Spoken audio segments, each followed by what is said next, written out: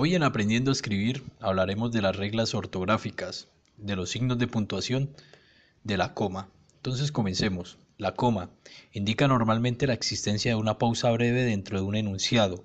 No siempre su presencia responde a la necesidad de realizar una pausa en la lectura y viceversa. Existen en la lectura pausas breves que no deben marcarse gráficamente mediante comas, aunque en algunos casos el usar la coma en un determinado lugar del enunciado puede depender del gusto o de la intención de quien escribe. Existen comas como de presencia obligatoria en un escrito para que éste pueda ser correctamente leído e interpretado. Hay muchas personas que dicen que la coma es para tomar una pausa, que para que el lector respire. Eso es mentira. La coma es un signo de puntuación muy importante a la hora de redactar, ya sea un texto literario, un texto periodístico o una carta, pues la coma es la que le da sentido a ese texto o a esa idea que queremos nosotros pues plasmar a la hora de redactar. Entonces empecemos con los tipos de coma. Tipos de coma. Coma enumerativa se emplea para separar los elementos que forman una serie o para separar miembros gramaticalmente equivalentes. Entonces, por ejemplo, el detective ordenó al doctor Watson que guardara la pipa, el sombrero, los libros y las joyas. Aquí vemos un ejemplo de coma enumerativa. Estas son las comas enumerativas, pues que permiten, que separan esos elementos gramaticales que hacen parte de la oración. En este caso, pues se está separando el sombrero, los libros y las joyas. El detective ordenó al doctor Watson que guardara la pipa, el sombrero, los libros y las joyas. Entonces, pues ahí está la coma enumerativa porque está enumerando estos elementos que ordenó el doctor, que le ordenaron al doctor Watson guardar.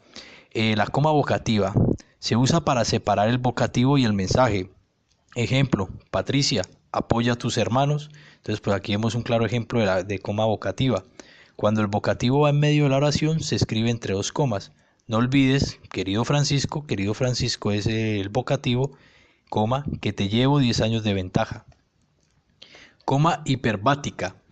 Cuando se invierte el orden sintáctico de la oración, se escribe coma después del complemento anticipado.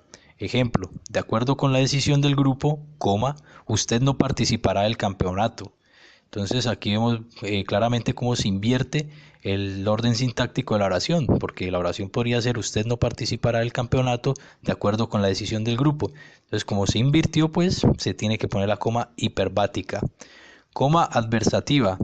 Se escribe coma delante de las conjunciones como pero, más, sino, aunque. Ejemplo, quisiera acompañarte, más estoy cansado. Entonces, pues aquí vemos una conjunción más, pues la coma debe ir antes. Esa es la coma adversativa. Escribe bien, aunque puede redactar mejor. Aquí vemos también otra conjunción que es aunque y pues por ende se debe poner la coma adversativa antes de la conjunción. También podría ser escribe bien, pero puede redactar mejor. Entonces antes de estas conjunciones se debe poner una coma. Coma elíptica. Se escribe coma para sustituir el verbo en los casos en que se omite porque ya se mencionó anteriormente o se sobreentiende. Entonces aquí vemos un ejemplo claro, pues Víctor es delgado, Pamela gorda. Entonces, pues para no estar repitiendo palabras a la hora de redactar, porque cuando uno redacta no debe repetir palabras, entonces pues Víctor es delgado, ese es el verbo, Pamela es gorda, entonces en vez de volver a poner el verbo, pues se pone una coma. Julio perdió su billetera, Juan perdió su mochila. En vez de poner el verbo, pues ponemos una coma. Entonces esa es la coma elíptica, la que reemplaza el verbo para no estar repitiendo las mismas palabras en una oración.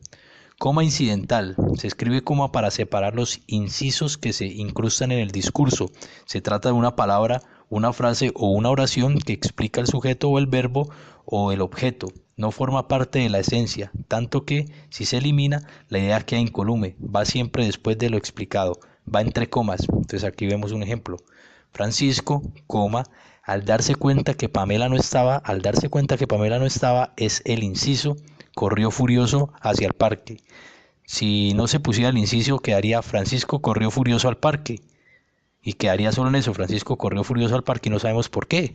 Entonces aquí vemos Francisco, coma, coma incidental, al darse cuenta que Pamela no estaba, ese es el inciso, lo que explica por qué corrió furioso hacia el Parque Francisco. Otra coma, pues incidental, corrió furioso hacia el parque.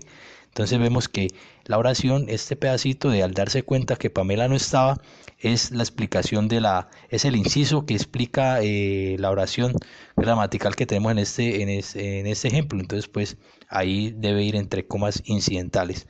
Otro ejemplo, los grupos de redacción, incluidos los alumnos del taller, coma incidental, deberían presentar un texto expositivo.